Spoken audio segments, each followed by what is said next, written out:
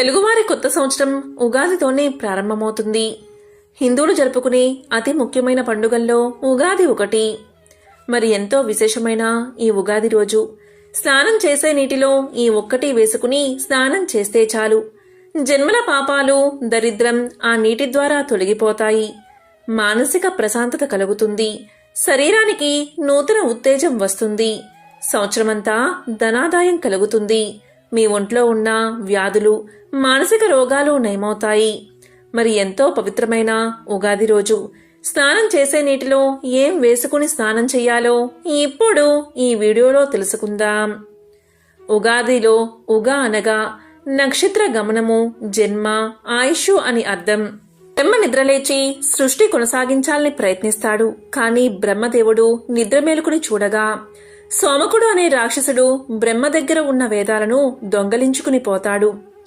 వేదాలు లేకుండా సృష్టి చేయడానికి తగినంత శక్తి సామర్థ్యాలు బ్రహ్మ దగ్గర లేవు. ఇక బ్రహ్మదేవుడు శ్రీ మహావిష్ణువును మనసులో ధ్యానించగా శ్రీమన్నారాయణుడు బ్రహ్మ ముందు ప్రత్యక్షం అయ్యాడు. అప్పుడు బ్రహ్మ మహావిష్ణువుతో ఇలా పలుకుతాడు: ఓ దేవా, నీకు తెలియంది ఏదీ లేదు. నీ కారణంగానే ఈ లోకాలు పుట్టి పెరిగి చివరకు నశిస్తున్నాయి. నేను నిద్రపోయే సమయంలో సోమకుడు అనే రాక్షసుడు నా దగ్గర ఉన్న వేదాలను దొంగలించి మహాసముద్ర గర్భంలో దాచాడు. ఆ వేదాలు నా దగ్గర లేకపోవడం వల్ల సృష్టి చేయడంలో నాకు శక్తి పోయింది. నన్ను కరుణించి ఆ వేదాలను సంపాదించి నన్ను అనుగ్రహించు అని ప్రార్థించాడు బ్రహ్మ. అప్పుడు శ్రీహరి బ్రహ్మతో ఇలా పలుకుతాడు: ఓ బ్రహ్మదేవా, విచారించకు. నేను మత్స్యావతారంలో వెళ్లి సముద్రంలో సోమకుడు ఎక్కడ ఉన్నా వెతికి పట్టుకుని అతన్ని సంహరించి వేదాలను నీకు అప్పగిస్తాను అని చెప్పి సముద్రంలోకి వెళ్తాడు విష్ణు భగవానుడు. ఇంతలో సోమకాసురుడు దొంగలించిన వేదాలు ఆహార పదార్థాలు అనుకుని మింగుతాడు. కాని అతనికి ఆకలి తీరదు. ఆహారం కోసం సముద్రంలో వెతుకుతూ ఉండగా ఆ సమయంలో చేప రూపంలో ఉన్న శ్రీహరిని చూసి మింగేయాలని ప్రయత్నిస్తాడు. ఈ విధంగా శ్రీహరి సోమకాసుడి మధ్య భీకర యుద్ధం జరుగుతుంది. సోమకాసురుడు అనే రాక్షసుడు మహాబలశాలి అవడం వల్ల వారిద్దరి మధ్య కొన్ని సంవత్సరాల యుద్ధం జరుగుతుంది. ఆ యుద్ధంలో చేప రూపంలో ఉన్న శ్రీ మహావిష్ణువు తన కోరలతో సోమకాసురుడి పొట్టను చీల్చి సంహరించి అతని కడుపులో ఉన్న వేదాలను అలాగే ఒక దక్షిణావత శంఖాన్ని తీసుకుని బ్రహ్మ దగ్గరకు చేరుకుంటాడు. శ్రీహరి చేతిలో ఉన్న వేదాలు చూసి బ్రహ్మదేవుడు సంతోషిస్తాడు. అప్పుడు శ్రీ మహావిష్ణువు వేదాలను బ్రహ్మదేవుడికి అప్పగించి ఇలా పలుకుతాడు: ఓ బ్రహ్మదేవా, నీవు తిరిగి సృష్టిని కొనసాగించు అని చెప్తాడు. ఆ విధంగా బ్రహ్మదేవుడు చైత్రశుద్ధ పాడ్యమి రోజు అంటే ఉగాది రోజు వేదాలను తీసుకుని తిరిగి సృష్టి ప్రారంభించాడు. ఉగాదిలో ఉగా అంటే నక్షత్ర గమనం, జన్మ, ఆయుష్ అనే అర్థాలు వస్తాయి. వీటికి ఆది ఉగాది. ఈ రోజే కలియుగం ప్రారంభమైనది. త్రేతాయుగంలో ఉగాది రోజే శ్రీరాముడికి పట్టాభిషేకం జరిగింది. తెలుగు వారే కాదు, ఇతర రాష్ట్రాల వారు కూడా ఈ ఉగాదిని వివిధ రకాల పేర్లతో వైభవంగా జరుపుకుంటారు. ఉగాది పర్వదినం రోజు తెల్లవారుజామునే ఇల్లు వాకిళ్లు శుభ్రపరుచుకుంటారు. ఇంటి గుమ్మాలకు మామిడి తోరణాలు కట్టి అలంకరణ చేస్తారు. తలంటు స్నానం చేసి కొత్త బట్టలు కట్టుకుని ఉగాది పచ్చడితో దినచర్య ప్రారంభిస్తారు. ఈ ఉగాది రోజున కొన్ని రంగుల్లో ఉండే దుస్తులను అస్సలు వేసుకోకూడదు. వేసుకుంటే చాలా ఇబ్బందులు పడాల్సి వస్తుంది. ఈ రోజు కొన్ని ప్రత్యేకమైన రంగుల్లో ఉండే దుస్తులను ధరించాలి. కొన్ని రంగుల వల్ల కొన్ని గ్రహాలు అనుకూలిస్తూ ఉంటాయి. శ్రీ క్రోధినామ సంవత్సరం ప్రారంభం రోజు ఎవరైనా సరే ఐశ్వర్యంతో సంతోషంగా ఉండాలి అంటే ఖచ్చితంగా ఈ రోజు కొత్త బట్టలు కట్టుకోవాలి. ఒక్కొక్క గ్రహానికి ఒక్కొక్క రంగు ఆధిపత్యం వహిస్తుంది. ఆ రంగును కట్టుకోవడం వల్ల పాజిటివ్ ఎనర్జీ చేకూరుతుంది. ఈ ఉగాదికి వచ్చేసరికి ఏ రంగు దుస్తులు వేసుకుంటే భగవంతుడి అనుగ్రహాన్ని పొందవచ్చో ఇప్పుడు ఈ వీడియోలో తెలుసుకుందాం. ఈ సంవత్సరం ఉగాది మంగళవారంతో కలిసి వచ్చింది. మంగళవారము అంటే లక్ష్మీదేవికి ఎంతో ప్రీతికరమైన రోజు. అలాగే మంగళవారము అంటే ఆంజనేయుడికి ఎంతో ఇష్టమైన రోజు. కాబట్టి ఎంతో విశేషమైన ఈ రోజు సూర్యోదయానికి ముందే లేచి శుచిగా స్నానాన్ని ఆచరించి ఎరుపు రంగు దుస్తులను అదేవిధంగా పసుపు రంగు దుస్తులను ధరిస్తే చాలా మంచిది. లేదా ఈ రెండు కలిగితో అయినా బట్టలు కట్టుకోవచ్చు.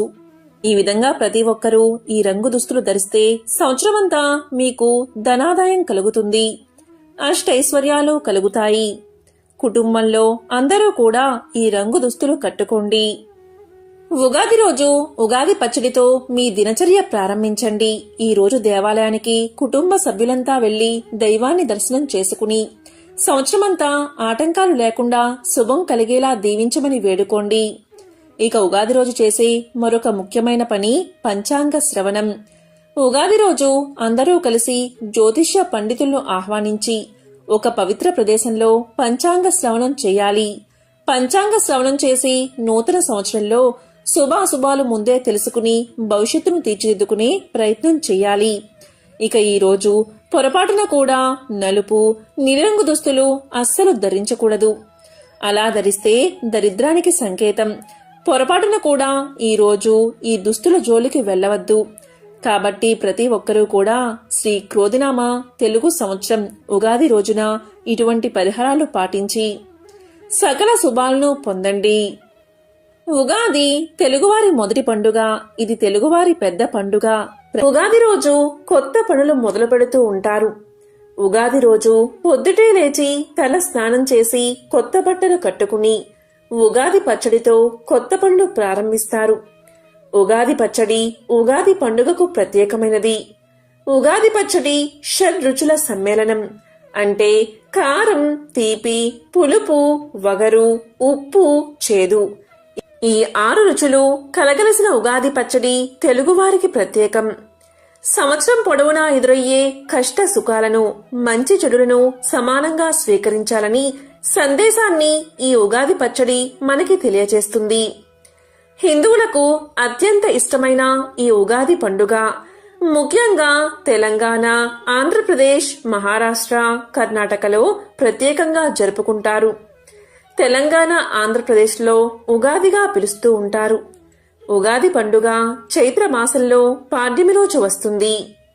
పక్షుల కిలకిల అరుపులతో, కోకిల స్వరాలతో, పచ్చని తీగలతో ప్రకృతి అందాలను ప్రత్యక్షంగా చూస్తే మనకి ఉగాది గొప్పతనం తెలుస్తుంది. ఇప్పుడు వచ్చే తెలుగు సంవత్సరం శ్రీ క్రోధినామ సంవత్సరం ప్రారంభమవుతుంది. ఆకులు రాలి ఆ తర్వాత వసంతం వస్తుంది. ప్రకృతి ఎంత శోభానమాయంగా తయారవుతుంది. ఈ రోజు నుంచి తెలుగు సంవత్సరం ప్రారంభమవుతుంది. కాబట్టి తెలుగువారు ఈ పండుగను బాగా జరుపుకుంటారు. కొత్తగా ఈ రోజు పనులు ప్రారంభిస్తారు. చైత్రశుద్ధ పాడ్యమి రోజునే సూర్యోదయ వేళలో బ్రహ్మదేవుడు సృష్టిని ప్రారంభించాడని చెబుతూ ఉంటారు. పురాణాలు కూడా ఈ రోజే బ్రహ్మ సృష్టి చేశాడని చెబుతున్నాయి.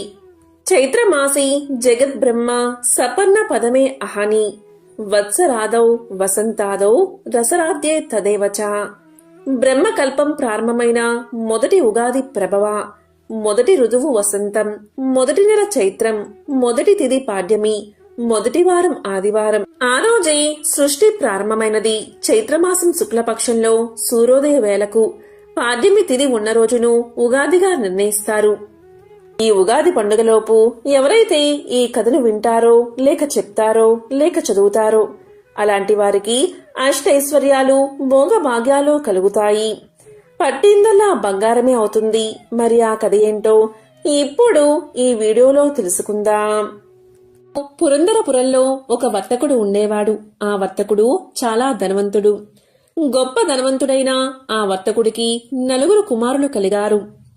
కాలక్రమంలో ఆ వర్తకుడు వృద్ధుడై మరణించే సమయం ఆసన్నమైనది. మరణించే ముందు ఆ వర్తకుడు తన 4 కుమారులను పిలిచి మూత బిగించి ఉన్న 4 పాత్రలను వారికి ఇచ్చి వాటిని తాను మరణించాక మాత్రమే తెరిచి చూడమని, వాటిలో ఎవరు ఏ పని చెయ్యాలో నిర్దేశితమై ఉందని చెప్పి వర్తకుడు మరణించాడు. దీంతో వర్తకుడు మరణించిన వెంటనే అతని కుమారులు తండ్రి ఇచ్చిన పాత్రలను తెరచి చూశారు. మొదటి పాత్రలో మట్టి, 2వ పాత్రలో బొగ్గులు, 3వ పాత్రలో ఎముకలు, 4వ పాత్రలో తౌడు కనిపించాయి. కాని దానర్థం వారికి తెలియక తమ రాజైన విక్రమార్కుడి దగ్గరకు వెళ్లి విషయమంతా తెలియచేశారు వారు. రాజైన విక్రమార్కుడికి కూడా ఆ పాత్రల విషయం అస్సలు అర్థం కాలేదు. దీంతో ఆ నలుగురు కుమారులు ఏమిటి ఈ పరిస్థితి అని ఆలోచించి ప్రతిష్టానపురం చేరుకుని అక్కడ ఉన్నవారిని అడిగారు. కాని ఎవరూ చెప్పలేకపోయారు. అయితే వారికి ఒక బాలుడు తారసపడ్డాడు. ఆ బాలుడు ఎవరు అంటే ఒక వితంతువు కుమారుడు. అయితే ఆమెకు నాగరాజు తక్షకుడి వల్ల గర్భం వచ్చింది. ఆ వితంతువుకు ఒక కుమ్మరి ఆశ్రయాన్ని కల్పించాడు. ఆ కుమ్మరి ఆశ్రయంలో ఉన్నప్పుడే ఆమె బాలుణ్ణి ప్రసవించింది. అలా పుట్టిన బిడ్డకు శాలివాహనుడు అనే పేరు పెట్టింది. ఆ శాలివాహనుడు 4 పాత్రల సమస్యను తెలివిగా పరిష్కరించాడు. ఆ నలుగురు కుమారులలో మట్టితో నిండిన పాత్ర వచ్చిన కుమారుడు ఆస్తిలోని భూమిని తీసుకోవాలని, బొగ్గులు నిండిన పాత్ర వచ్చిన కుమారుడు కలపను తీసుకోవాలని, ఎముకలు నిండిన పాత్ర వచ్చిన కుమారుడు పశు సంపదను తీసుకోవాలని, తౌడు నిండిన పాత్ర వచ్చిన కుమారుడు ధాన్యాన్ని పంచుకోవాలని, అదే మరణించిన వర్తకుడి భావన అని శాలివాహనుడు తెలియజేశాడు. ఆ శాలివాహనుడి మాటలు ఆ నలుగురికి నచ్చి ఆ విధంగానే పంచుకున్నారు. ఈ విషయం ఆ నోటా ఈ నోటా విక్రమార్కుడి దాకా చేరింది. దీంతో విక్రమార్కుడు శాలివాహనుణ్ణి చూడాలని కుతూహలపడి భటులతో కబురు చేశాడు. కాని శాలివాహనుడు వాళ్లతో తాను రానని, ఏనాటికైనా విక్రమార్కుడే తన దగ్గరకు రావాల్సి ఉంటుందని పలికాడు. ఆ విషయాన్ని భటులు విక్రమార్క మహారాజుకు తెలియచేశారు. దీంతో మహారాజుకు కోపం వచ్చి శాలివాహనుణ్ణి సంహరించడానికి చతురంగ బల సమేతుడై వెళ్లాడు. ఈ విషయం తెలుసుకున్న శాలివాహనుడు మట్టితో సైనికుల బొమ్మలు చేసి ప్రాణం పోసి విక్రమార్కుడి మీదకు పంపాడు. ఈ విధంగా ఇద్దరి మధ్య భీకర పోరాటం సాగింది. చివరకు శాలివాహనుడు సమ్మోహనాస్త్రాన్ని ప్రయోగించి విక్రమార్కుడి శరణంతా నిద్రపోయేలా చేశాడు. అప్పుడు విక్రమార్కుడు వాసుకి అనే నాగరాజుని ప్రార్థించి తన సేనలకు మెలకువ వచ్చేలా చేశాడు. ఇలా శాలివాహన విక్రమార్కుల యుద్ధ సమరంలో ఎవరికీ విజయం తేలనప్పుడు ఆకాశవాణి ఇలా పలికింది. నర్మదా నదికి ఉత్తర దిక్కున ఉన్న ప్రాంతాన్ని విక్రమార్కుడు, దక్షిణ దిక్కు ఉన్న ప్రాంతాన్ని శాలివాహనుడు పాలించమని ఆకాశవాణి తెలియచేసింది. తరువాత శాలివాహనుడు విక్రమార్కుడు ఇద్దరూ కూడా యుద్ధాన్ని విరమించారు. ఇలా శాలివాహనుడు ఒక శకానికి స్థాపకుడు అయ్యాడు. ఈ విధంగా శక స్థాపన జరిగింది. చైత్ర శుక్ల పాడ్యమి నాడే ఈ పూర్వఘట్టాన్ని స్మరించుకుంటూ ఉండేందుకు అనంతర కాలంలో ఉగాదిగా ఆవిర్భవించిందని ప్రచారంలో ఉంది. తెలుగు సంవత్సరాలకు ఆ పేర్లు ఎలా వచ్చాయో తెలిపే ఈ కథను ఉగాదిలోగా ఎవరైతే వింటారో వారికి సకల ఐశ్వర్యాలు సిద్ధిస్తాయి, దేనికి లోటు రాదు. ఒకసారి నారద మహాముని విష్ణుమాయ వల్ల స్త్రీగా మారి ఒక రాజును వివాహం చేసుకుంటాడు. వారికి 60 మంది పుత్రులు జన్మిస్తారు. ఒకసారి ఆ రాజు తన పుత్రులతో కలిసి యుద్ధానికి వెళ్లినప్పుడు అంతా చనిపోతారు. అప్పుడు నారదుడు విష్ణువుని ప్రార్థిస్తాడు. విష్ణువు కరుణించి ఇలా పలుకుతాడు, నీ పిల్లలు 60 సంవత్సరాలుగా కాలచక్రంలో తిరుగుతూ ఉంటారు అని వరాన్ని ఇస్తాడు. అవే తెలుగు సంవత్సరాలుగా ప్రస్తుతం మనకి వాడుకలో ఉన్నాయి. ఈ రోజే బ్రహ్మదేవుడు సృష్టిని ప్రారంభించాడు. దేవతలకి ఆయా పనులు అప్పగించాడు. నాటి నుంచి సంవత్సరాది ఉగాది అయిందని బ్రహ్మాండ పురాణం చెప్తుంది. ఆదిలో ఈనాడు ప్రారంభమైన సృష్టి కార్యకలాపం నేటి వరకు అవిచ్ఛిన్నంగా దినదిన క్రమాభివృద్ధిగా సాగుతుంది.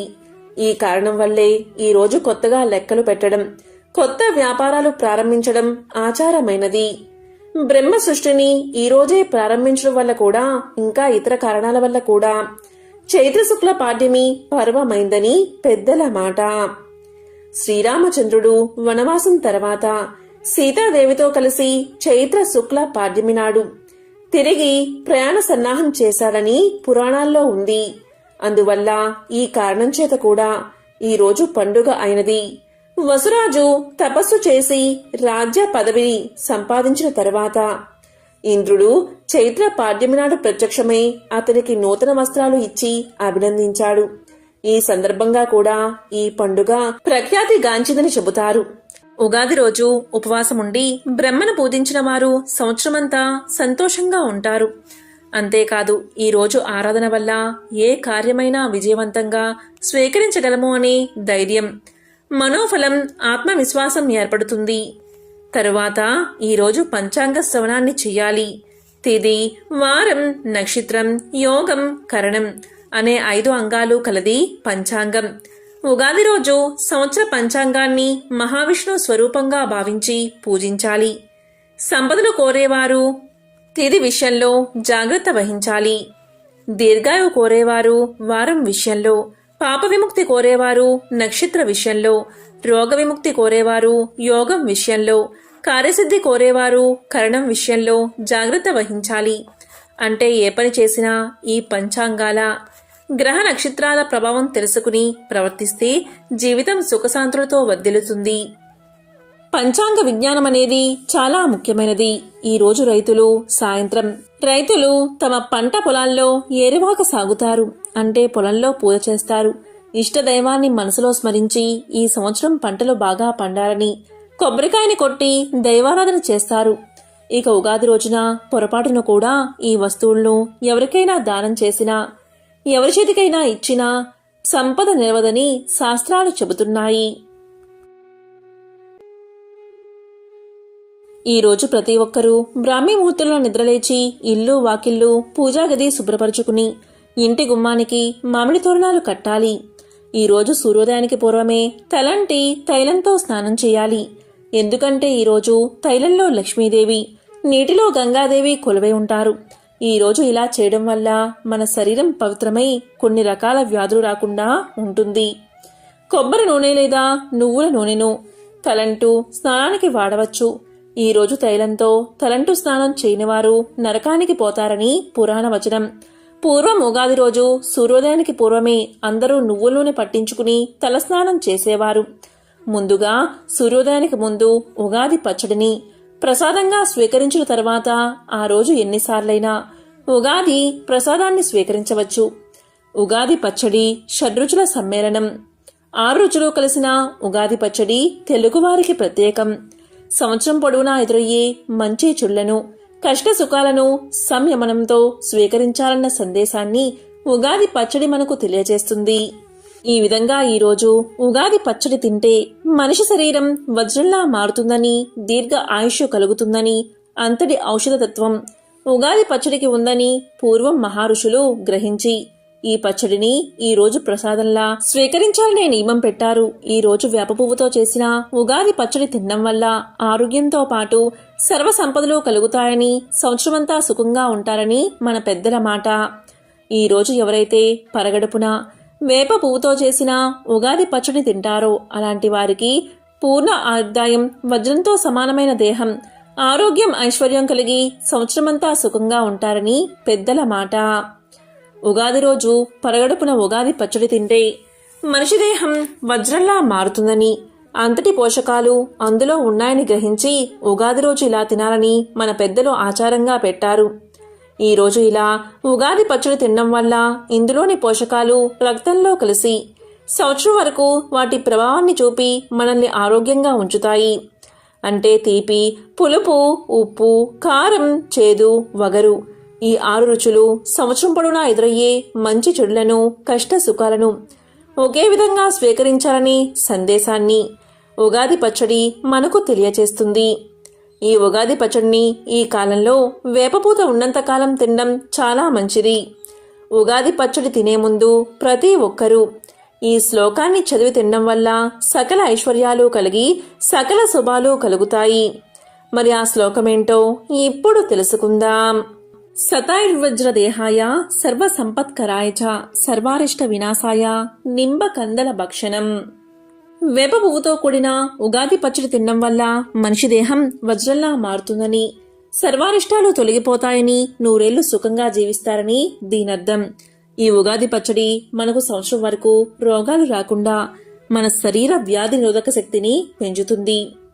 ఉగాది పచ్చడి తినడం వల్ల ఎటువంటి వైరస్ కూడా మన శరీరాన్ని తాకలేదు. ఆ ఉగాది పచ్చడి ఒక కవచంలా కాపాడుతుంది. వేప పువ్వు మన కడుపులోని క్రిములను నాశనం చేస్తుంది, రక్తాన్ని శుద్ధి చేస్తుంది, అనేక రకాల చర్మ వ్యాధులు రాకుండా కాపాడుతుంది, కుష్ఠరోగాన్ని నయం చేస్తుంది, నాలుకకు రుచిని కలిగిస్తుంది, వాతాన్ని హరిస్తుంది. ఇక పచ్చి మామిడి, దీంట్లో పీచు పదార్థం అధికంగా ఉంటుంది. ఇది మన శరీరానికి చాలా అవసరం. ఇది మన శరీరంలో పేరుకుపోయిన మల్లాన్ని బయటకు పంపించి మలబద్ధక సమస్య రాకుండా చేస్తుంది, క్యాన్సర్ రాకుండా చేస్తుంది, రక్త విరోచనాలను అరికడుతుంది, వడదెబ్బ తగలకుండా కాపాడుతుంది. ఇందులోని బెల్లం మనల్ని ఆహ్లాదంగా ఉండేలా చేస్తుంది, రక్తం పట్టేలా చేస్తుంది, దగ్గు మలబద్ధకాన్ని తగ్గిస్తుంది, బరువును తగ్గిస్తుంది. అదేవిధంగా చింతపండు పులుసు జీర్ణశక్తిని పెంచుతుంది, విరోచనకారిగా పనిచేస్తుంది, జీర్ణాశయంలో వ్యర్థ పదార్థాలను బయటకు పంపించి మనకు ఎంతో మేలు చేస్తుంది, పేగులను శుభ్రపరుస్తుంది. ఇక అరటిపండు మనకు జ్ఞాపక శక్తిని ప్రసాదిస్తుంది, మనం ఎల్లప్పుడూ ఉల్లాసంగా ఉండేలా చేస్తుంది, చిన్న చిన్న వ్యాధులు రాకుండా కాపాడుతుంది. మొత్తంగా ఉగాది పచ్చడి తినడం వల్ల మనిషి దేహం వజ్రంలా మారుతుంది, ఎక్కువ కాలం ఆరోగ్యంగా జీవించేలా చేస్తుంది. ఈ పచ్చడి వేపపూత ఉన్నంతకాలం ఈ ఉగాది పచ్చడిని తినడం వల్ల శరీరానికి ఎంతో మేలు కలుగుతుంది. మరి ఎంతో విశేషమైన ఈ ఉగాది రోజు ఉదయం సాయంత్రం స్నానం చేసే నీటిలో గుప్పెడు వేపాకులు వేసుకుని స్నానం చెయ్యండి. ఇలా చేయడం వల్ల నకారాత్మక శక్తులు తొలగి దైవిక శక్తులు ఎల్లవేళలా మిమ్మల్ని కాపాడతాయి. ఎంతో విశేషమైన ఉగాది రోజు ఇటువంటి పరిహారాలు పాటించి ఆ లక్ష్మీనారాయణుల అనుగ్రహాన్ని పొందండి. ఓం నమో నారాయణాయ, ఓం నమః శివాయ, ఓం శ్రీ మహాలక్ష్మియే నమః.